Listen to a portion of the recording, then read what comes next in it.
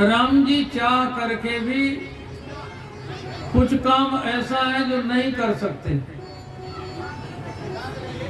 जैसे राम जी का एक पत्नी व्रत है।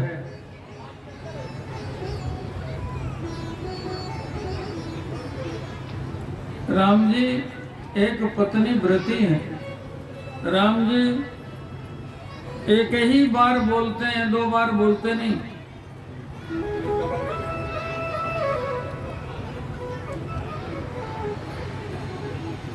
राम जी बड़े सरल हैं, सीधे हैं।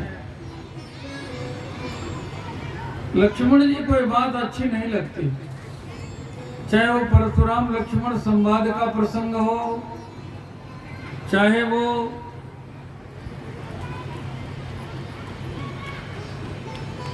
समुद्र से प्रार्थना करने का प्रसंग हो। लक्ष्मण जी को अच्छा नहीं लगता। हमारे पास धनुष बाण है, समुद्र को सुखा करके आगे बढ़ेंगे, हम समुद्र से प्रार्थना नहीं करेंगे। जीवन में 2 वाद होते हैं, एक दैववाद होता है, एक पुरुषार्थवाद होता है। दैववादी पुरुषार्थ को महत्व नहीं देता, पुरुषार्थवादी दैव को वाद को महत्व नहीं देता। लेकिन राम जी का चरित्र तो समन्वयवादी है, वो दैववाद को भी मानते हैं, पुरुषार्थवाद को भी मानते हैं। उन्होंने पहले दैववाद को माना, दैववाद को माना। समुद्र से प्रार्थना की, 3 दिनों तक प्रार्थना नहीं सुनी, फिर पुरुषार्थवाद को स्वीकार किया। लक्ष्मण बाण सरासन आनु। यदि राम जी समुद्र से प्रार्थना नहीं करते तो विभीषण ने ये मंत्रणा दी है कि समुद्र आपका कुलगुरु है, उससे प्रार्थना की जाए। यदि लक्ष्मण जी की बात मान करके राम जी समुद्र को सुखा देते तो लक्ष्मण जी अभी अभी राम जी के मंत्रिमंडल में भाग लिए हैं, उनको मंत्री पद मिला है, उन्होंने पहली मंत्रणा दी है और उनकी बात का एक उल्लंघन हो गया तो उनके मन में तो आएगा, अपने भाई की बात मान रहे हैं, मेरी बात नहीं मानी। इसलिए राम जी ने पहले विभीषण की बात मानी, 3 दिनों तक प्रार्थना की, दैववाद को समर्थन दिया। इसके बाद लक्ष्मण की बात मानी, लक्ष्मण जी को समझा दिया, ऐसे ही करब धरव मन धीरा। जो भाई सब कुछ छोड़ करके पीछे पीछे आया है उसकी भी अवहेलना नहीं करनी, लक्ष्मण जी को समझाया, ऐसे ही करब धरव मन धीरा। और 3 दिन बाद कहा, लक्ष्मण बाण सरासन आनो, सौखों बारिद विसिक कृषानो। यही की एक चौपाई पर बड़ा विवाद हो रहा है। माध्यम बना करके सनातन धर्म पर लोग आक्षेप कर रहे हैं। 2 मिनट में रुकना चाहूंगा यहाँ।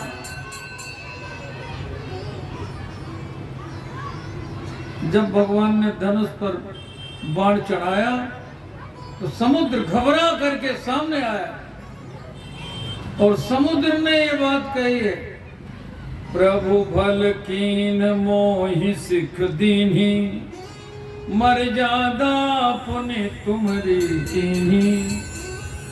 डोल गवार शूद्र पशु नारी, ये सब ताड़न के अधिकारी। ताड़न का अर्थ यही लिखा हुआ, प्रभु भल कीन मोहि सिख दीनी। ताड़न का अर्थ सिख से है ना। ये विद्वान कलाकार तबला बजा रहे हैं, ढोल बजा रहे हैं, कितने मधुर स्वर निकलते हैं। और जैसे ये थाप देते हैं तो बिना सीखा हुआ व्यक्ति ऐसे मार दे तो फूट जाएगा तबला, है ना? ढोल, अच्छा, गंवार, गंवार व्यक्ति को सिख की आवश्यकता है। समुद्र ने कहा हम जड़ हैं, हमें सिख की आवश्यकता है। आपने अच्छा किया है, हमें सिख दिया है। शूद्र, शूद्र का अर्थ आज के शूद्र से नहीं है। शूद्र का अर्थ आज के शूद्र से नहीं है जो आजकल शूद्र की चर्चा करते हैं। लोगों को जानना हो तो अंबेडकर की किताब पढ़ लें, हु आज शूद्र। उन्होंने पुस्तक लिखी जिसमें लिखा there is no connection of present schedule caste and Vedic Shudra. शूद्र का अर्थ होता है शुचाद्रायते इति, जो शीघ्र द्रवित हो जाए, छोटी छोटी बातों से इंप्रेस हो जाए, प्रभावित हो जाए, ये अर्थ होता है। हमारे यहाँ शूद्र की निंदा नहीं है, कई निंदा नहीं है। वेद मंत्र पढ़ रहा हूं, हमें प्रसंग की ओर चलना है, लेकिन 2 मिनट बता के चलूंगा। वेद मंत्र ने ब्राह्मण को मुख बताया, ब्राह्मणों से मुख मासित बावो राजन्य कृता। इसे क्षत्रिय बताया, सिर पर लाठी आवे तो हाथ बिना कहे अपने आप आगे बढ़ जाएगा, क्षत्रिय।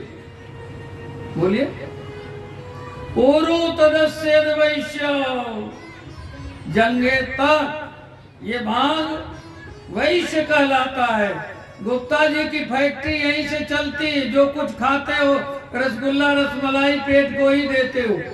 बोलो हैं? और यहीं से सब वितरण होता है। पदव्याम गुंग शूद्रो वजाए, तो शूद्र को पांव कहा गया। अच्छा बताओ आप, पांव शूद्र है तो शूद्र अस्पृश्य कैसे है?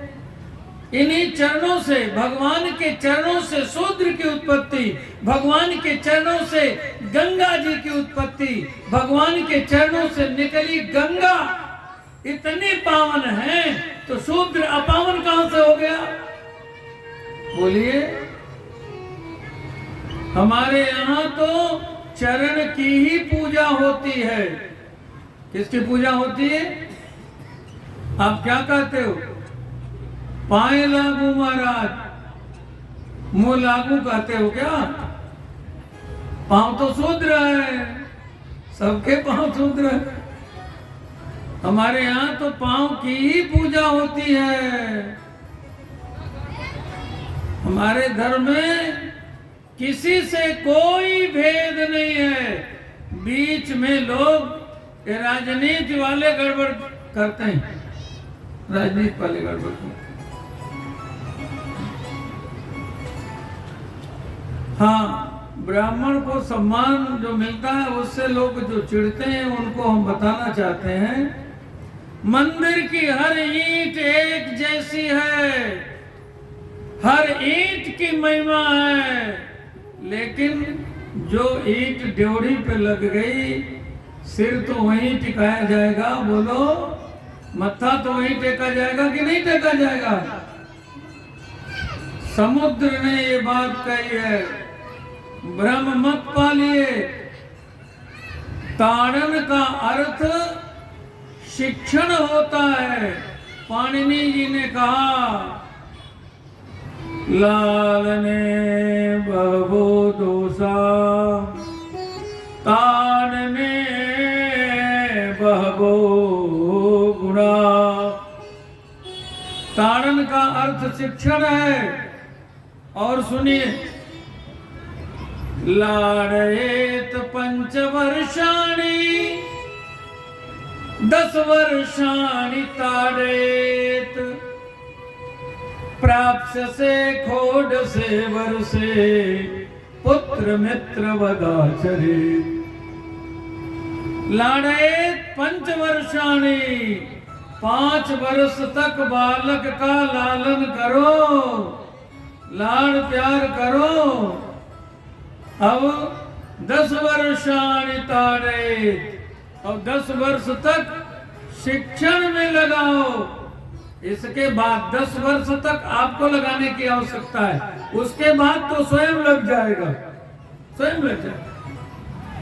10 वर्षाणि ताड़ेत, ताड़ेत शिक्षेत, अप्राप्य से खोड से वर्षे।